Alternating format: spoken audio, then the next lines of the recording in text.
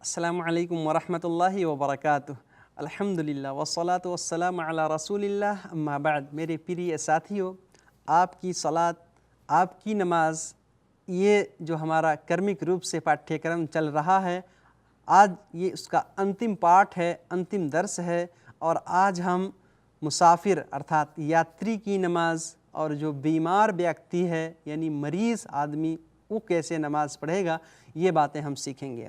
सबसे पहले मुसाफिर, मुसाफिर किसको कहते हैं? यात्री। तो असल यात्री वो है जो अपने शहर को छोड़ के कहीं दूर दूसरे शहर में जा रहा हो।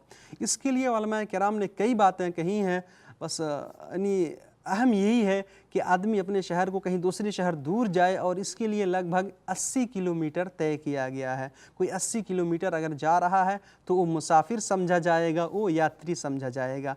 अब वो नमाज़ें जो है क़स्र करेगा।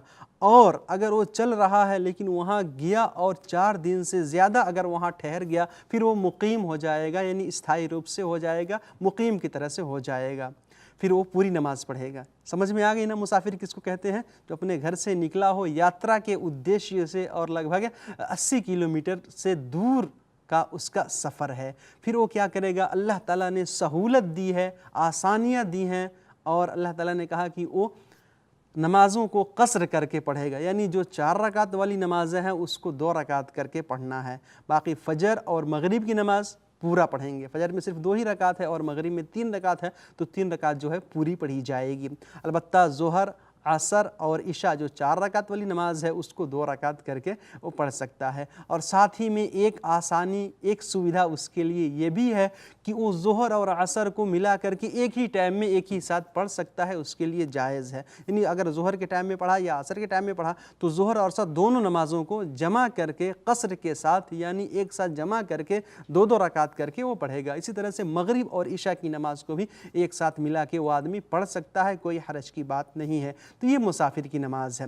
साथ ही में वित्र अगर पढ़ना चाहे बेहतरीन है। अल्लाह के रसूल सल्लल्लाहु अलैहि वसल्लम यात्रा के दौरान भी वित्र की नमाज़ नहीं छोड़ते थे। और फ़जर की जो 2 रकात सुन्नत है इसका भी बहुत महत्व है, जैसा कि मैंने बताया, तो इसको भी वो पढ़ सकता है। बाकी अगर नफिल पढ़ना चाहे तो पढ़ें, लेकिन चूँकि लोग यात्रा में होते हैं, बड़ी जल्दी में होते हैं, उनको बहुत जल्दी रहती है, तो इस वजह से परेशानी होती है कभी कभी। तो अल्लाह ताला ने ये सारी सहूलत, सुविधा, आसानियाँ हमारे लिए पैदा की हैं ताकि जो है हम नमाज जो है कभी ना छोड़ें, क्योंकि नमाज किसी भी हालत में माफ़ नहीं है। और साथ ही में एक सुविधा और आसानी उनके लिए ये भी है, जैसे मैंने बताया था मोज़ा पर मसह करने के ताल्लुक़ से, तो जो मुसाफिर हैं वो 3 दिन और 3 रात तक बग़ैर मोज़े को निकाले उसके ऊपर मसह करके नमाज़ पढ़ेंगे। और मुकीम के लिए स्थायी रूप से जो अपने घर में हैं उनके लिए केवल 1 दिन और 1 रात है। मेरे भाइयों, संक्षिप्त में मैंने मुसाफिर की नमाज के बारे में कुछ बातें सीखी। अब इसके बाद आइए जानते हैं मरीज़ की नमाज। मरीज़ आदमी कैसे नमाज पढ़ेगा, यानी जो बीमार व्यक्ति है, बहुत बीमार है, तो एक बात हम ध्यान दें, देखें नमाज कितना महत्वपूर्ण है, इसकी कितनी अहमियत है कि किसी भी अवस्था में अल्लाह ताला ने इसे माफ़ नहीं किया। अल्लाह के रसूल सल्लल्लाहु अलैहि वसल्लम ने बयान फरमाया कि जब तुम्हारे अंदर शक्ति है, ताकत है, क्षमता है, खड़े होकर के नमाज़ पढ़ो। अगर उतनी शक्ति नहीं है तो बैठ के नमाज़ पढ़ो। अगर बैठने की भी क्षमता नहीं है तो सो करके नमाज़ पढ़ो, इशारे से नमाज़ पढ़ो। लेकिन नमाज किसी भी अवस्था में माफ़ नहीं है, किसी भी सूरत में माफ़ नहीं है। इसी वजह से नमाज हमको पढ़ना पड़ेगा। जो भी बीमार लोग हैं उनको भी नमाज़ पढ़नी है। कैसे पढ़ेंगे वो? नंबर 1, बैठ के पढ़ना है, बैठ के पढ़ें, बैठ के नहीं तो लेट के पढ़ें, इशारे से पढ़ें, जिस तरीके से भी हो सके नमाज़ पढ़ते रहें। अगर क़िबला की तरफ अपना वो मुंह नहीं कर पा रहे हैं किसी वजह से, तो उनको कोई आवश्यक नहीं है, अनिवार्य और ज़रूरी नहीं है कि वो अपने चेहरे को क़िबला की तरफ पढ़ें। जिधर भी हों वो नमाज़ पढ़ सकते हैं, कोई हरज की बात नहीं। अल्लाह ताला ने फरमाया फत्तकुल्लाह मस्तताअतुम, तुमसे जितनी शक्ति हो, जितना तुम्हारा क्षमता हो, जितनी ताकत हो, उतना ही अल्लाह से डरते रहो। लेकिन अल्लाह से डरना है हमको, तो नमाज वो ज़रूर पढ़ेंगे।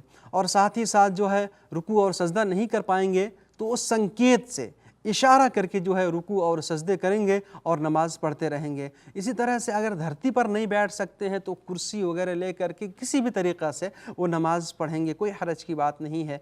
और साथ में अगर वज़ू भी नहीं कर पा रहे हैं, वज़ू करेंगे तो परेशानी होगी, तकलीफ़ होगी, बीमार ज़्यादा हो जाएंगे, तो अल्लाह ताला ने इसके लिए बहुत ही बेहतरीन विधान तयम्मुम का रखा है। आदमी तयम्मुम करेगा और वो तयम्मुम करने के बाद जो है फिर वो नमाज़ पढ़ सकता है।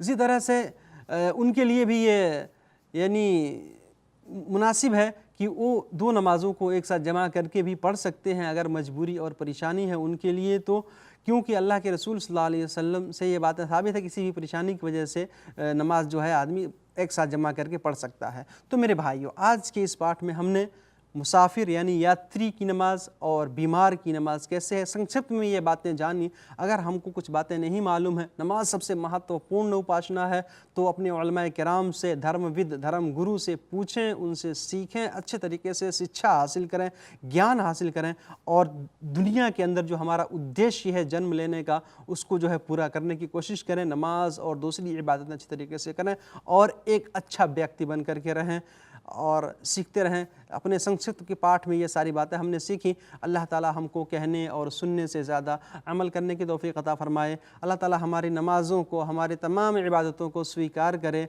और हमारी तमाम इबादतों को कबूल करके अल्लाह ताला हमें जन्नतुल फिरदौस के अंदर जगह अता फ़रमाए।